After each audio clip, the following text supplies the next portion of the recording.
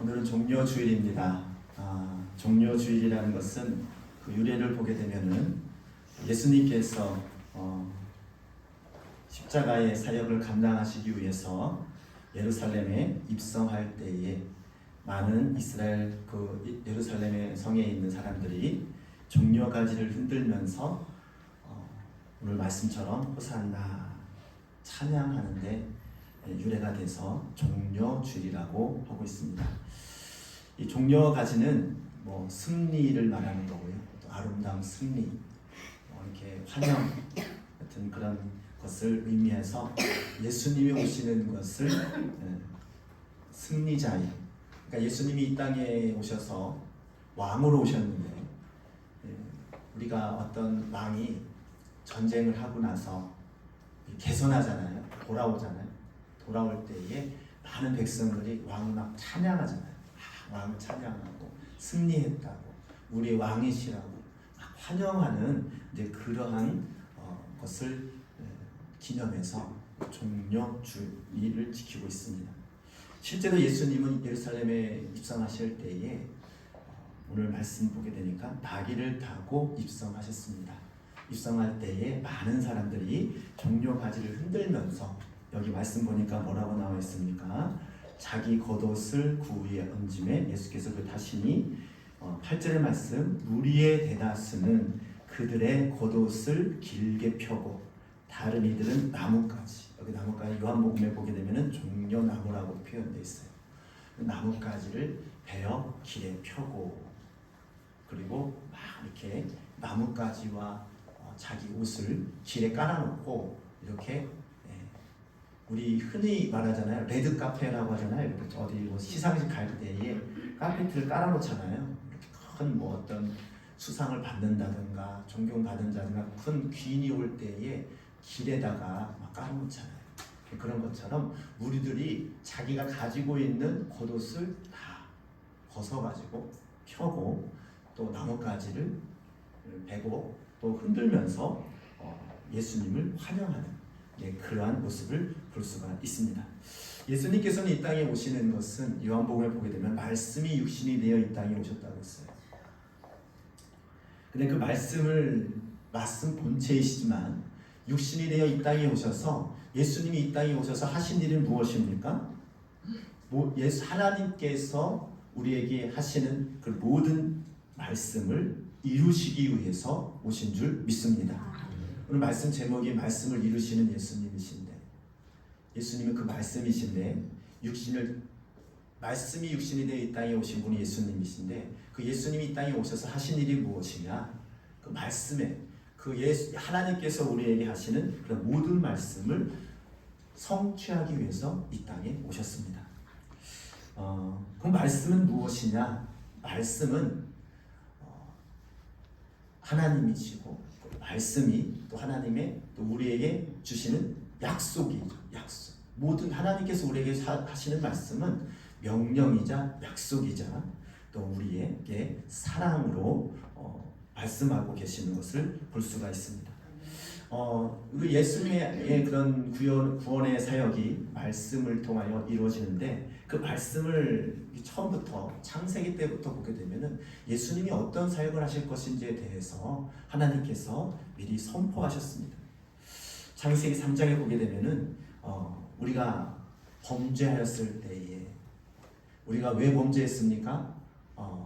우리의 사욕과 우리의 욕심 때문에, 그렇지만 그것을 죄를 범하게 하는 악한 영, 사단의 영, 그 영이 뱀에게 들어가서 선악을 알게 하는 나무를 따먹으면 정녕 죽으리라 하나님께서 말씀하시고 선포하셨는데, 그 말씀을 불순종하게끔 선악을 따먹어도 된다, 내가 따먹으면 내가 하나님처럼 된다라는 그러한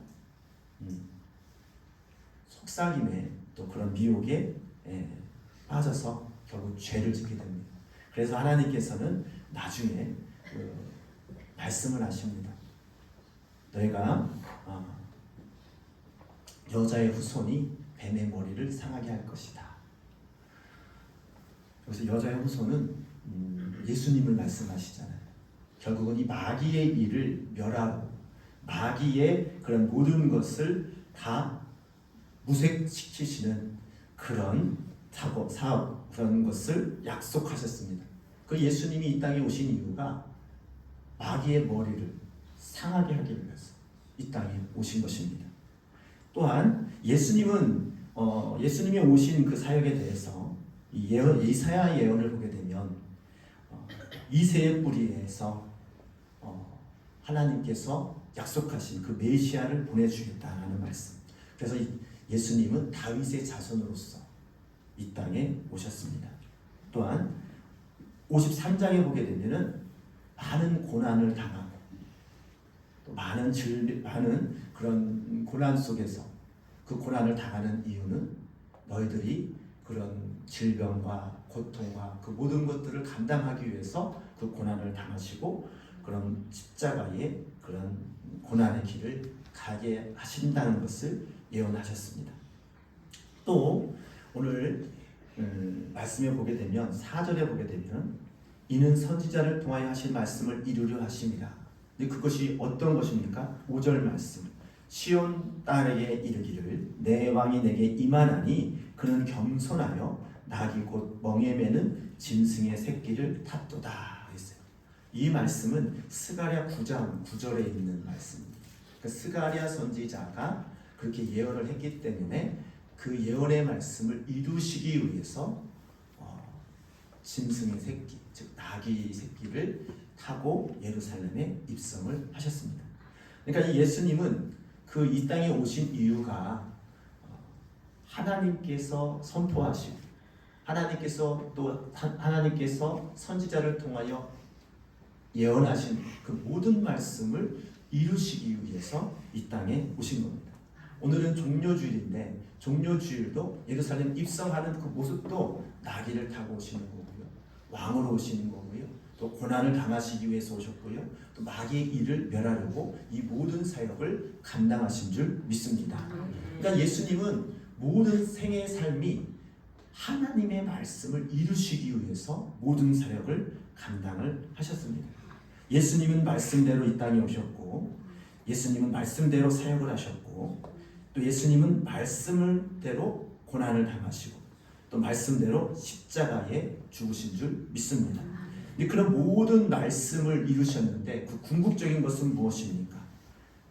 결국은 우리의 죄를 대속하시고 우리를 다시금 하나님의 백성, 하나님의 자녀로 또 하나님의 그 원래대의 창조의 형상의 모습을 회복시키기 위해서 이 땅에 오신 줄 믿습니다.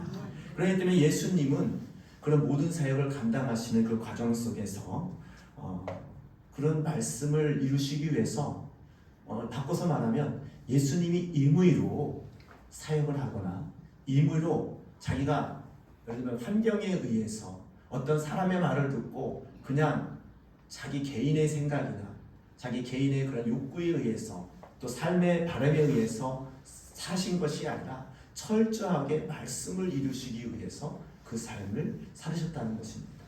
자, 우리는 그런 환경 속에서 말씀이 이뤄가는 과정 속에서 그 주위의 환경을 참 보게 됩니다. 오늘 말씀에도 무엇이 나옵니까?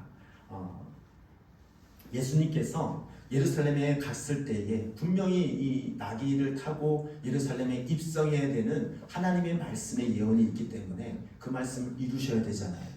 그런 것까지도 예수님을 다 아셔서 그것을 이루기 위해서 제자들에게 두 제자를 보냅니다.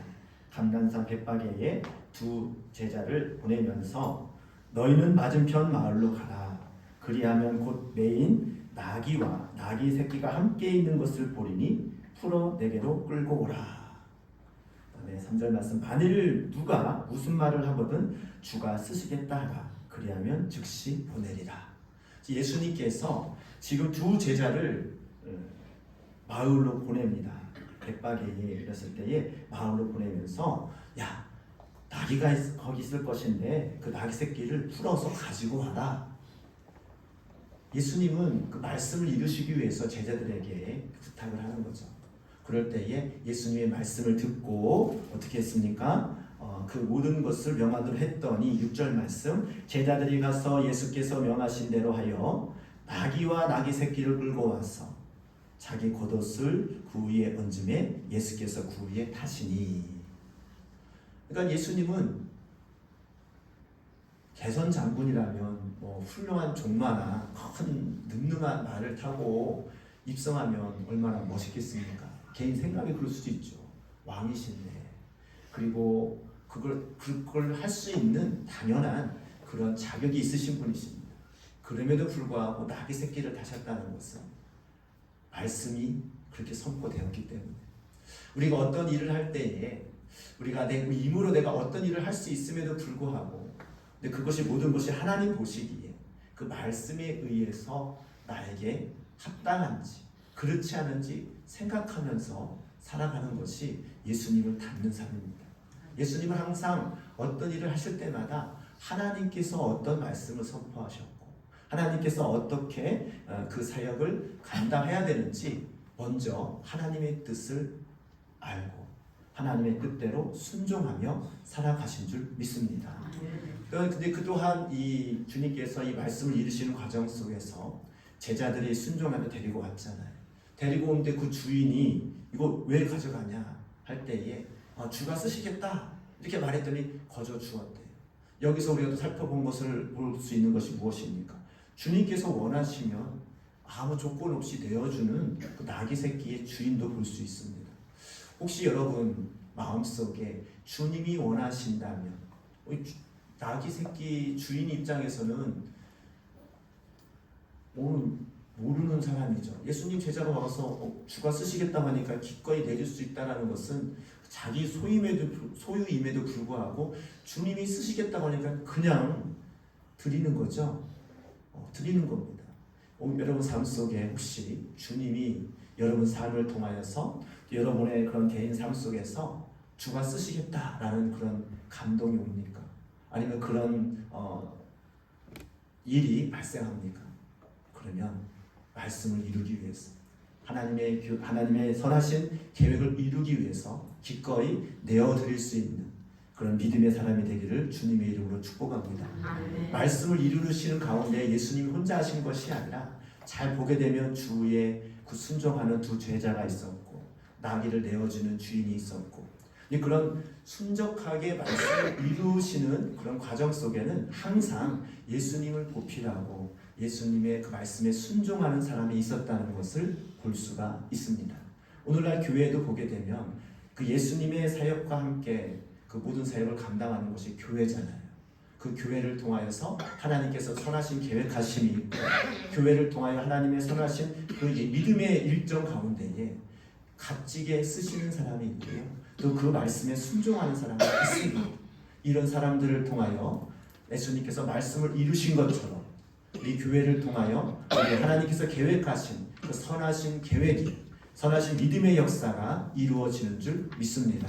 여러분의 삶 속에서 얼마나 내가 하나님께서 나를 기뻐하시고 하나님께서 나를 통하여 값지게 쓰시는 그런 믿음의 사람으로 내가 살아가고 있는지 오늘 종료주의를 맞이해서 다시 한번 참고해 보시고, 주님이 원하신다면, 내가 주님의 그 선한 사업에 내 삶을 요구하신다면 나도 기꺼이 내 삶을 드리겠습니다.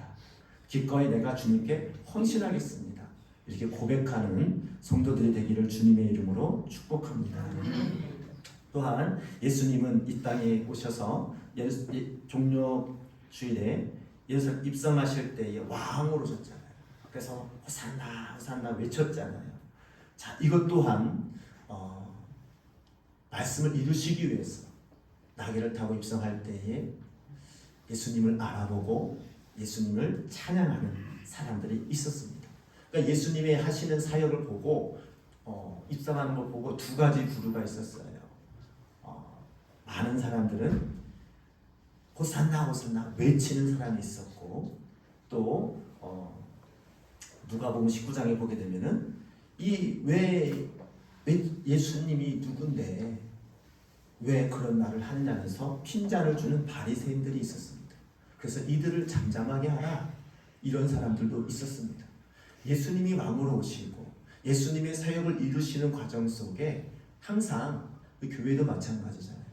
우리가 어떤 일을 할 때마다 주님의 사역을 감당할 때에 그 사역에 값지게 쓰임 받는 사람이 있는가 하면 그것에 대해서 시기 질투하고 책망하는, 세상적으로 볼 때 아니 여기 마지막에 나사렛에서 무슨 선한 것이냐고 저자가 누군데 그렇게 많은 사람들이 막 이렇게 찬양하고 영광을 올려드리는 그러한 호산나의 그런 이 다윗의 자손이요 찬송하리로다 주의 이름으로 오시는 이요 가장 높은 곳에서 호산나 하더라. 야, 이것은 정말 소위 말하면 메시아, 정말 이 이사야 선지자가 예언한 그런 메시아에게 하는 말이거든요. 그분은 우리가 선지자가 예언한 그분이다라는 것을 인정하는 거거든요. 근데 그것을 바리새인들이 인정했습니까? 무슨 나사렛에서 그런 사람이 나올 수가 있느냐? 어떻게 저 사람에게 나게 저런 사람이 어떻게 우리의 메시아가 될 수 있느냐? 이렇게 핀잔을 주고 오히려 찬양하는 사람들을 잠잠하게 하라는 그런 말을 한 것을 볼 수가 있습니다. 여러분 어느 편에 서면서 주의 일을 또 교회의 일을 믿음의 생활을 하고 있습니까?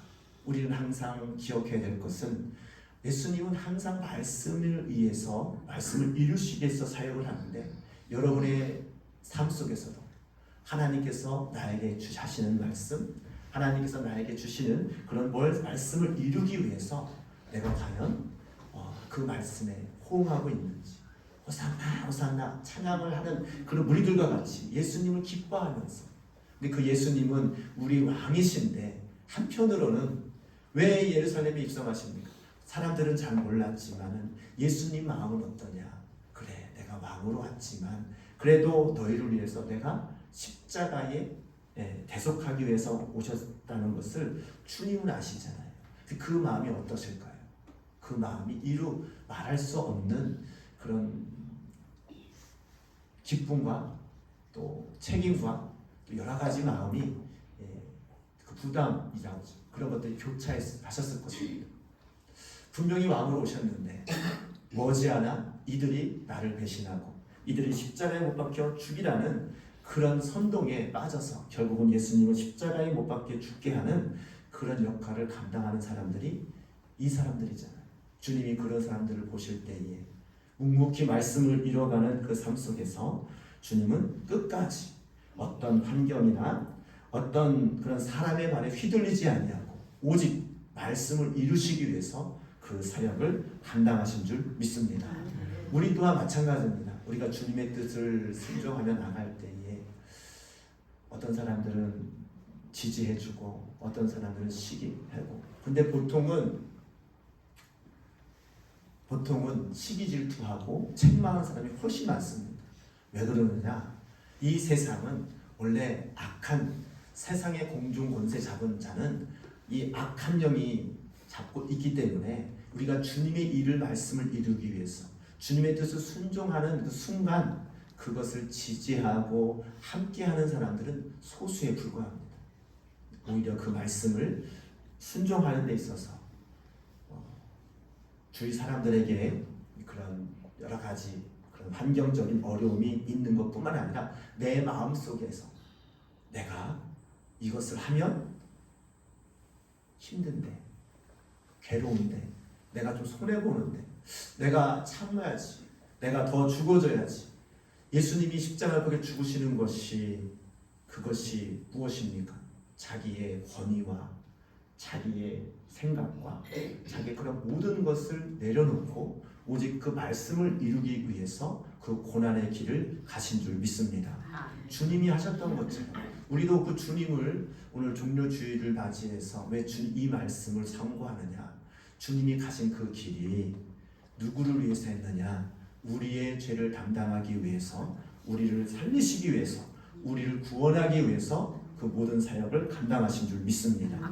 그래서 그 사랑에 대해서 우리가 다시금 생각하며, 또한 우리도 그와 주님의 제자로서 주님께서 하시는 그대로 우리가 믿음 생활을 하면서 그 믿음 말씀을 이루시는 예수님을 본받아 나도 그 주님께서 나에게 하시는 말씀, 그 말씀을 이루기 위해서 우리도 함께 그 사역에 동참해야 될 줄 믿습니다.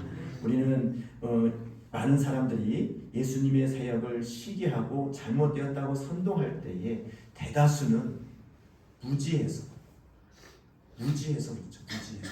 또 대다수는 또한 알면서도 예수님을 시기하는 마음으로 예수님을 십자가에 못 박혀 죽였습니다. 근데 그 죽이는 순간에는 많은 사람들이 볼 때에 마땅히 죽어 마땅하다, 신성모독으로 죽어 마땅하다 이렇게 판결 내리고 많은 사람들이 예수님이 실패자요, 또 예수님은 그런 하나님의 사람이 아닌 이 하나님의 아들이 어떻게 저렇게 고난을 당하고 죽을 수가 있어, 인간의 생각으로는 도저히 납득이 되지 않는 그런 결말을 맞이하는 것 같았습니다. 그렇잖아요. 아니 예수님을 믿는데, 예수님을 섬기는데 왜 저렇게 고난을 많이 당하고, 우리 믿음 생활하는데 그렇잖아요. 우리가 더 많은 그런 아픔 속에서 살아가는, 근데 그것이 뭡니까?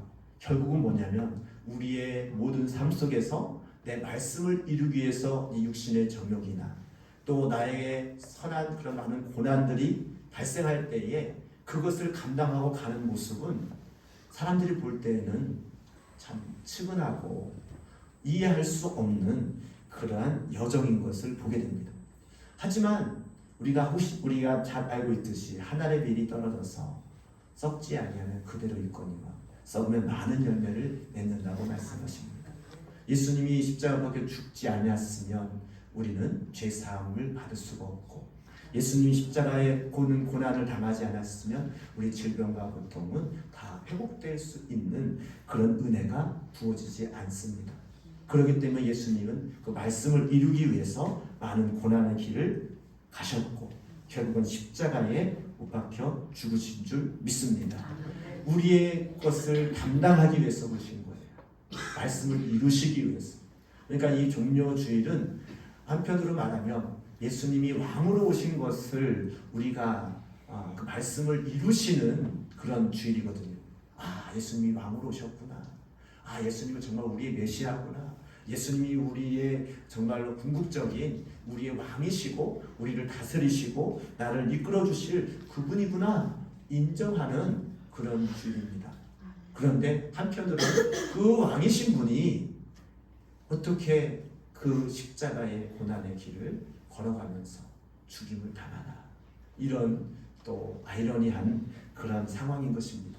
그래서 우리는 한편으로는 종료주의를 맞이해서 예수님이 이 땅에 오셔서 우리의 왕이 되어주시고 또 우리의 구세주가 되어주시고 우리에게 사랑을 베풀어 주신 하나님께, 예수님께 감사하는 주일입니다. 감사하는 거죠. 그분이 오시지 않았다면, 그분이 예루살렘에 입성하지 아니하고 십자가를 지지 않았다면 우리는 죄사함이 없고 우리는 모든 질병과 고통에서 회복할 수 있는 그런 은혜가 없지 않습니까? 그러니까 그 사랑이 얼마나 감사합니다. 또 한편으로는 그 주님이 그 고난의 길을 감당하시는 그 주님의 길을 볼 때에 이루 말할 수 없는 아픔이 우리에게 전달되지 않습니까? 어찌하여 십자가의 고난을 당하셨습니까? 어찌하여 그 십자가에서 죽으셨습니까? 그 모든 것을 주님의 하신 그 일을 상고하면서 나도 주님의 그 고난에 동참하면서 나도 그 주님의 사랑을 다시금 생각하면서 나도 주님과 함께 그 사역에 동참하며 그 사역을 이루는데 나도 일평생 주님과 함께 하겠습니다. 이런 고백하는 것이 바로 오늘 종료주일을 맞이하는 사람들의 마음인 줄 믿습니다. 오늘 이 시간에도 우리가 주의 만찬을 하겠는데 주의 만찬은 무엇입니까? 예수님께서 나를 기념하라 말씀하셨습니다. 이것은 기념하라는 뜻은 무엇입니까? 예수님께서 하신 일을 기억하라는 거죠.